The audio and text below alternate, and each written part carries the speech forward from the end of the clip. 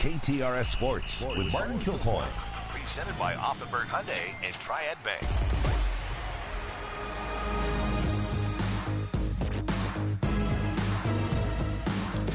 #821, Big 550 KTRS. Martin Kilcoyne, sports director to the world, joins us. Good morning, Martin Kilcoyne. McGraw, holding out hope. Got your wild card tickets in your back pocket. We'll get to that in a second, but I want some facts first. Can you explain to me Jordan Walker? The guy comes up and he's sent back down. It seems like Oliver Marmol and Mo aren't on the same page. It's all very confusing. So for 4 months, maybe longer, he's in Memphis. They've made it very clear he's got a lot to work on. So we finally accept that. He's going to be in Memphis working on things. Starts to do a little better. Has about a 9-10 game stretch where he's showing some power. And they call him up last Monday in Cincinnati. Matt Carpenter goes on the injured list. We're like, okay, give the kid a chance. Young guy, bring him up. He's in the starting lineup the opening night. The next night he sits, even though he had great numbers, 4 for 7 against the Red starter, Hunter Green, and they don't start him. And Ali explained it. He said he's going to be hitting only primarily against left-handed pitching. That's what we need help with, which is true. They do need help with that. And everyone points out his career numbers are the opposite. He's better against right-handed than left-handed. So that didn't seem to make a lot of sense. It's a topic that I can tell you personally, Ali was worn out with by the weekend. We got into a lively debate about it. And the thing I pointed out to him off camera, I said, this is not consistent with what John Mozeliak told us. And he said, when? And I said, at the trade deadline, sitting right where you're sitting.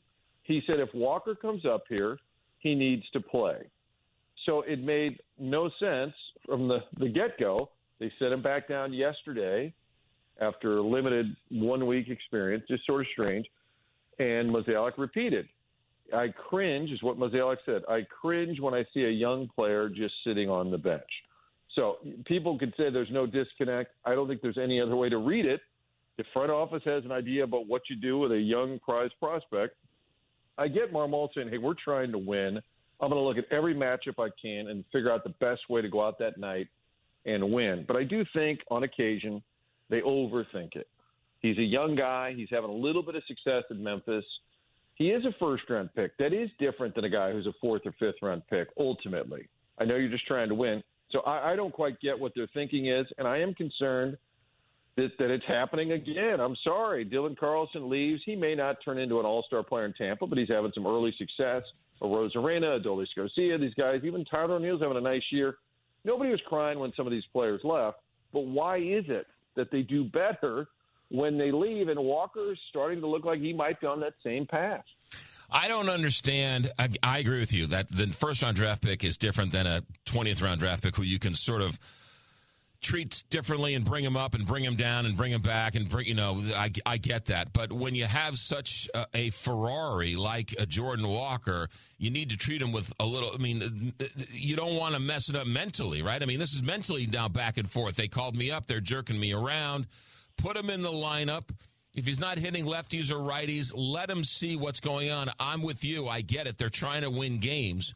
But let him out there, let him fail, let him learn, and get some reps for the next year or so. It's a very difficult spot. Last night's game, I think it's in light of the fact that these other players have left and done better, and the fact that Carlson, highly touted first-round pick, didn't really work out. Nolan Gorman, highly touted first-round pick, is sort of regressing in a big way this year. He should be in Memphis.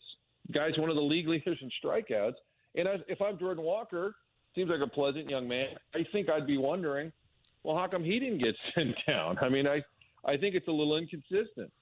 Yeah, and again, this whole lefty-righty thing, if they're all about analytics and he's hitting righties better than lefties, why isn't he hitting righties? Why isn't he playing against righties and only playing against lefties if you're all about analytics? You can't be an organization and a manager that talks stats and numbers all the time and then turn your back on stats and numbers. That's the part that I think you just have to be consistent with it. I get it. I totally believe Ollie's trying to win. He's doing what he thinks gives them the best chance to win on any given night. I understand that. I get that. I just think with Walker, I think that it almost feels like a mind game going on right now. I don't know where that kid's head is at. And he's got to get his swing right. I understand that. But I think if you lose him mentally, that's an issue. Well, you would also think that when you called him up, they had a conversation that said, look, the guy's going to play. I'm with Mo. You don't want the guy sitting. I'm with Mo. If we're going to call him up, are you going to play him? Because if you're not going to play him, I'm not calling him up. So it seems like somebody missed a memo somewhere. Well, to me, and I said this to Brendan last night, it reminds me a little bit of the Wilson Contreras conundrum a year ago, when after signing for $85 million a month into the season, he's not going to be catching for a while. We'll just give him a little break. He's just not going to catch. He'll play the outfield. And we all said, what? Wilson Contreras, your Molina replacement's playing the outfield? And after Ollie said that, a couple of days later, John Mozeliak said he's not playing the outfield. So we said, oh, okay. So this is not something new. Last night's game, tough for Paul Goldschmidt to walk Lars Nootbaar to get to him. He strikes out. Say what you want, man, but it looks like the man stood up and answered all the questions after the game like a real man.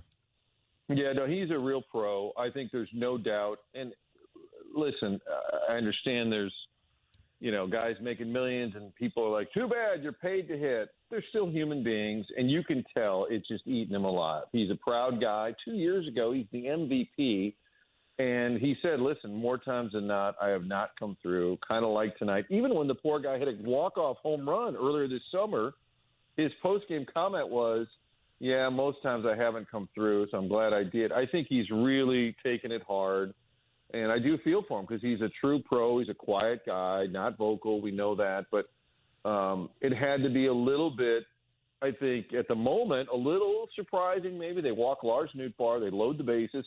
It also sets up a double play. It's not just that they want to go after Goldschmidt because they know he's struggling. It set up a double play situation, so that's why it made sense for the Brewers.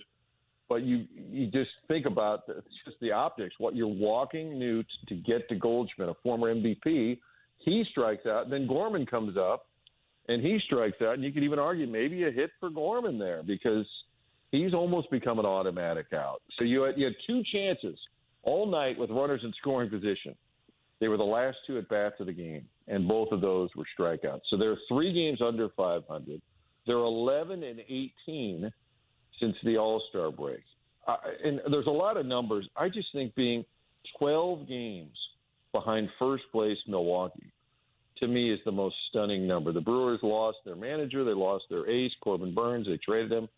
Yelich is out for the season. Brandon Woodruff didn't pitch all year. Devin Williams, the star closer, just returned.